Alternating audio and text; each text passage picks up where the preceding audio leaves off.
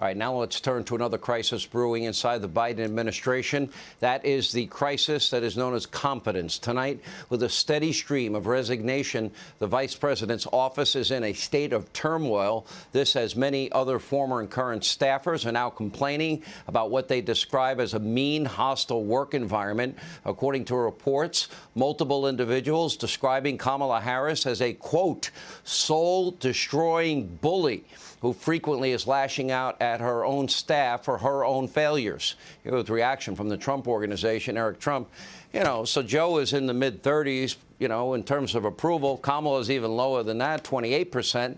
There's not a single thing I think they can point to, Eric, that says, oh, this is really working. We're doing a really good job here, unless you could point it out.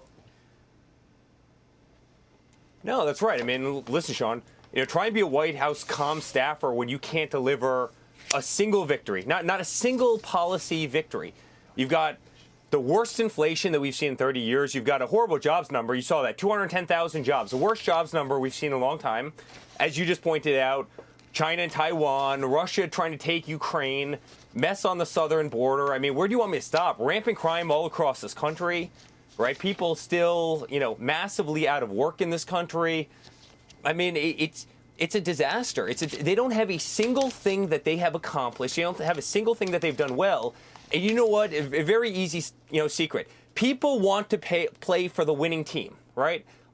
There are no wins. These people aren't delivering any wins. This is a losing team, and it's not shocking that they know Biden won't run again.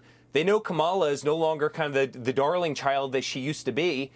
And so what's their future in the White House? They probably want to go back into private industry, which I completely understand. And that's why people are fleeing, left and right. There's no doubt every hostile regime studies the United States. They have concluded the obvious, and that is that Joe Biden is in a serious, significant, precipitous cognitive decline. Now, we can also see Nancy Pelosi struggling herself when it comes to her ability to communicate. Then we got third in a little out of order, but the vice president that is clearly not up to the job. So now all these hostile regimes, as we were just discussing, want to take full advantage of a weak America and with no real leadership and no ability seemingly to engage in a way that would be significant to anybody's benefit. Yeah, that's right. And they all disappear. I always say, why is it that this administration always disappears? You have Pete Buttigieg, right? Whenever there's a crisis at the ports, guess what? He's on paternity leave. And, Kamala Harris, who's supposed to be taking care of the southern border, guess what? She goes over to Vietnam when there's a crisis on the southern border. And Joe Biden's in Wilmington, Delaware, when Afghanistan is literally being taken by terrorists who 3 weeks ago were riding mopeds around the place, right? I mean, these people don't show up. They don't put any fight into this country. They don't have the energy. They don't have the gravitas, right? I mean, and they're constantly losing because their policy positions are always wrong. And you better believe that, leaders around the world, and these are aggressive people, right? Xi and Putin, all these guys, they are going to test this guy because they sense a weakness. They can smell the weakness.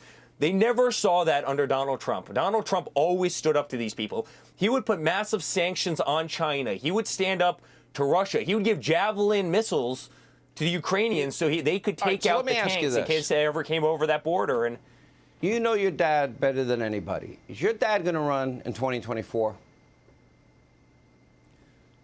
Well, listen, I'm not going to say that, Sean, but you know what? I certainly hope he does. As a son and as a person who loves this country, I certainly hope he does, because honestly, this country can't take more of this nonsense. I mean, we need real leadership. This isn't toughness. This isn't American strength. I mean, people around the world are laughing at this guy. They're laughing at this administration. We better get tough, otherwise we're not going to have a country again.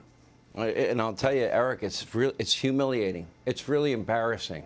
Anyway, Eric Trump, great to see you. Thank you as always. All right. I'm Steve Doocy. I'm Brian Kilmeade. And I'm Ainsley Earhart. And click here to subscribe to the Fox News YouTube page to catch our hottest interviews and most compelling analysis.